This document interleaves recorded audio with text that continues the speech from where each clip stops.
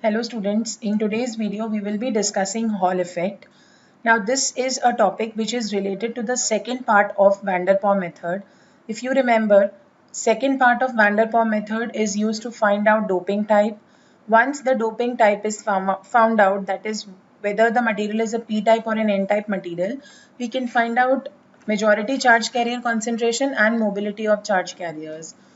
So let us first discuss what this Hall effect exactly is. Now this is the effect which was proposed by Edwin Hall in the year 1879. Now what is Hall effect? The production of a potential difference across an electrical conductor when a magnetic field is applied in a direction perpendicular to the flow of electric current is called Hall effect. I'll be explaining the effect step by step. First, let us just see the diagram below. So suppose I consider this as a semiconductor material. The width of the semiconductor is given as W. The thickness of the semiconductor we have considered as D. This is the direction of current being input.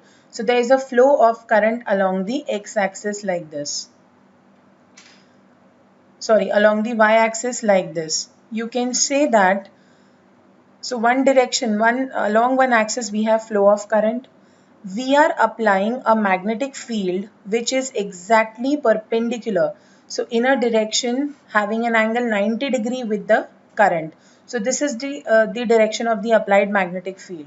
So what actually happens because of this current and this magnetic field, the charges inside the semiconductor, the electrons inside the semiconductor, they align in such a way that if we measure across the width of the semiconductor, if we measure, we get some potential difference, and this potential difference is what is known as Hall voltage. You can say that the electrons have come on this side because now this side of the plate acts as a negative side, which means this is the magnetic force on the negative charge carriers. So they are aligned on one surface only because of this applied magnetic field. And if I say electrons have moved on one side, suppose they move on this side, so exactly opposite to this surface we get a complete positive layer. So this is the electric force from the charge buildup. Now, what exactly is the background of this Hall effect? When a charged particle, such as an electron, is placed in a magnetic field, it experiences Lorentz force, which is proportional to the strength of field and the velocity at which the electrons are traveling.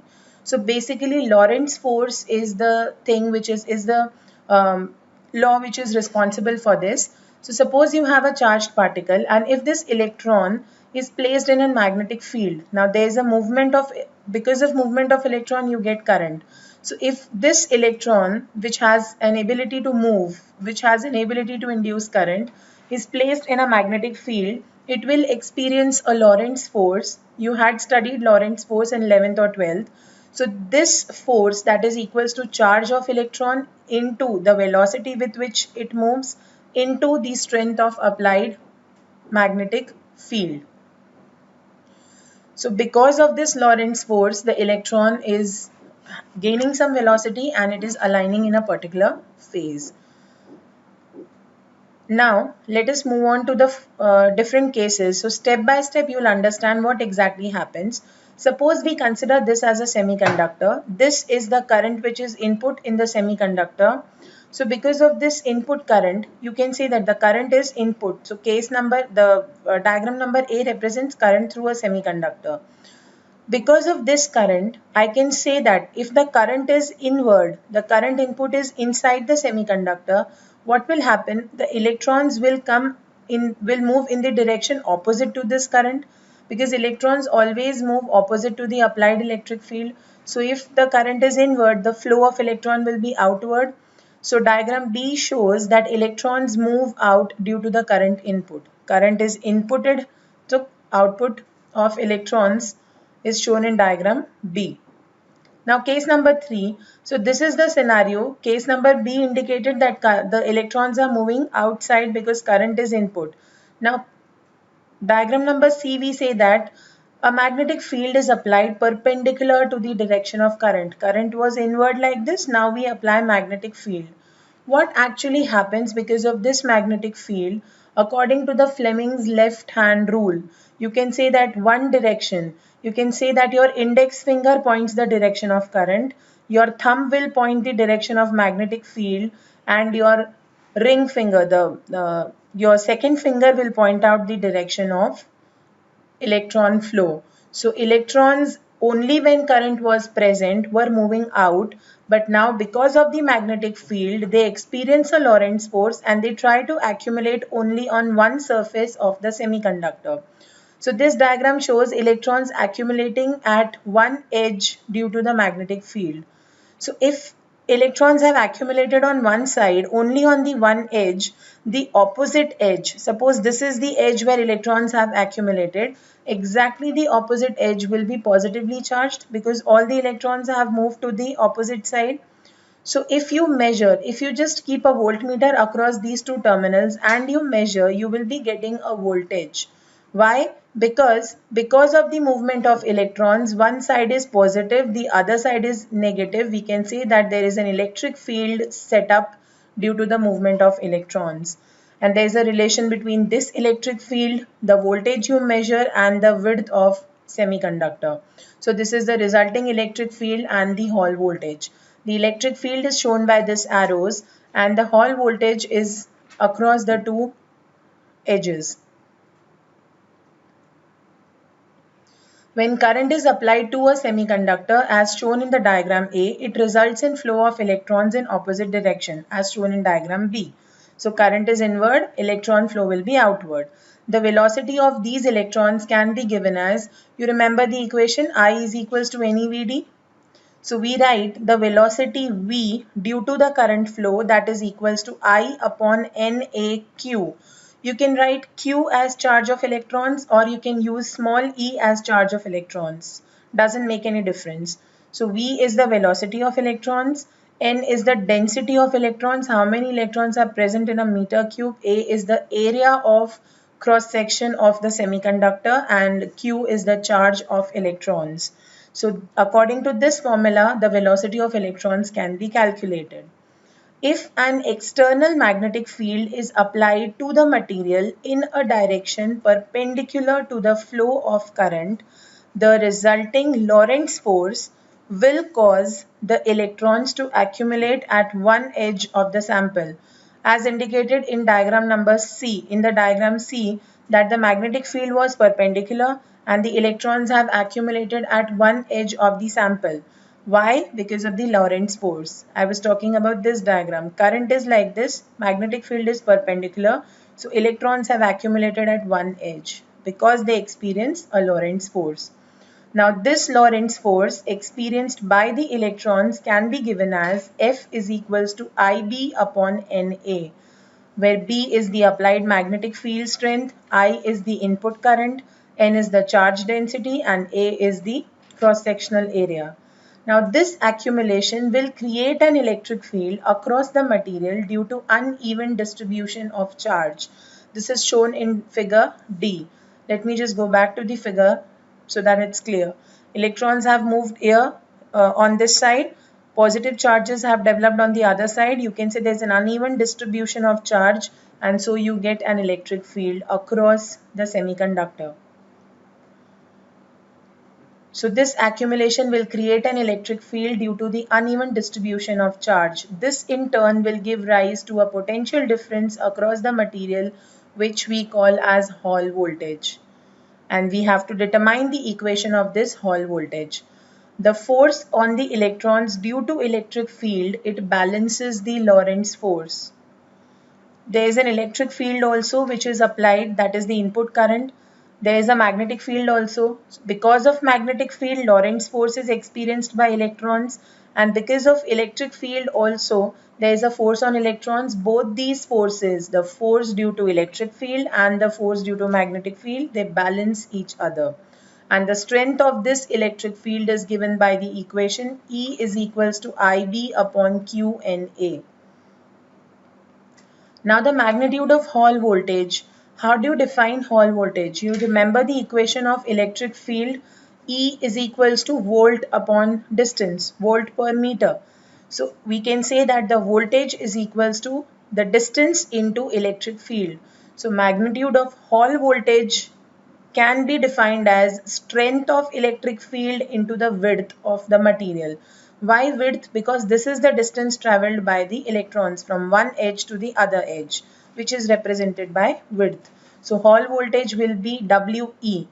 According to equation 3, we can substitute the value of E as IB upon QNA. Now we can define area as width into thickness. So we can write VH is equals to WIB upon QNTW. WW gets cancelled. So you are left with VH is equals to IB upon QNT. This we call equation number 4. Now there is a term called sheet density, which is defined as density of electrons multiplied by thickness. So this is the density of electrons multiplied by the thickness of semiconductor. If you multiply these two quantities, you get a term called Ns. We represent N with a suffix S. This is what is known as sheet density. So in terms of sheet density, equation number 4 can be written as VH is equals to IB upon QNS. This equation is the equation for Hall voltage. There is one more topic related to Hall effect, and that is defined as Hall coefficient. The Hall effect is described by Hall coefficient. Hall coefficient is denoted as RH.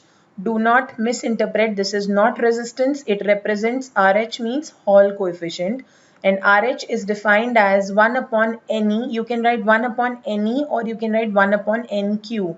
N means the density of charge carriers, and we're not mentioning only electrons because for a semiconductor, if it is a p-type, the density of charge carriers will be the density of holes. So we write N as density of charge carriers.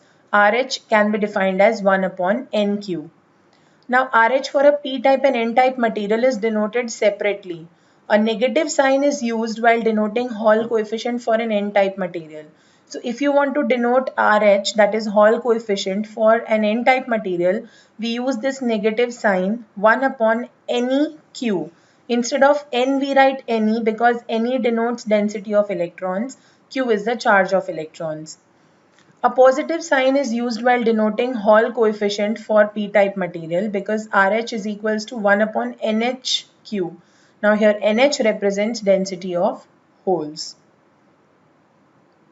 Now from the equation 3 above, we know that E is equals to IB upon QNA, that is the strength of electric field in terms of I and B. So we can write, instead of this N into Q, we can write, now instead of this 1 upon NQ, we can write RH. So we have the equation E is equals to, okay, before that I by A, that is equals to J, current divided by area is equals to current density. So electric field is equals to JB upon NQ, and we know that 1 upon NQ is equals to RH, that is the Hall coefficient. So we have E is equals to J into B into RH, current density into magnetic field into Hall coefficient. Or we can define RH as electric field upon current density into magnetic field, that is E upon JB. Now, we know the relation between Hall voltage and electric field. E is equals to VH upon W. So we can write RH is equals to VH upon W into JB. You can also write J is equals to I by A, or J is equals to I by width into thickness. So RH, now substituting this value of J in the above equation, so RH will be VH into WT upon WIB. WW gets cancelled and we can find out RH as VH into T upon IB. VH means the Hall voltage, which can be measured through an experimental setup. T is the thickness of material, which is known. I is the current flowing, the current you have given, the input current. B represents the applied magnetic field. So all these 4 parameters, 3 parameters are known because they are input. VH is the output which we measure through a certain experiment, which we'll be discussing in the next video. So on the basis of these 4 parameters, the value of Hall coefficient can be determined. Now let me just tell you, if through an experimental setup, that is van der Pol method, we get the value of VH as negative, we can come to know that RH is negative means the material is an N-type material. So this equation actually denotes RH in terms of Hall voltage, and Hall voltage we've defined from the Hall effect. I will be continuing van der Pol method, the second part, in the next video. Hope the topic was clear. Thank you.